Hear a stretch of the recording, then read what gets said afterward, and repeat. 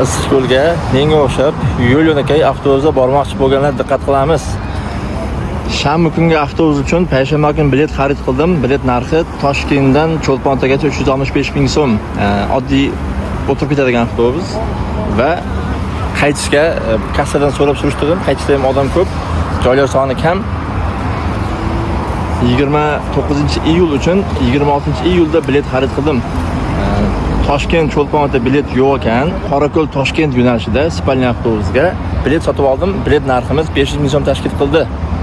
Kim shunaqa menga o'xshab bormoqchi bo'lsa, u yoq har holda boshqa davlat, qo'shni davlat, katta xolamiz uy emas. Rejani puxta tuzib, qachon bormoqchisiz, qachon kelmoqchisiz, xohlasangiz biletlarni onlayn xarid qiling, Avtotiket sayti orqali xohlasangiz kelib kassadan xarid qilishingiz mumkin. Sananing juft kunlari Toshkentdan Qirg'izistonga, sananing toq kunlari esa Qirg'izistondan O'zbekistonga qatnaydi avtobuslar. Barchaga rahmat.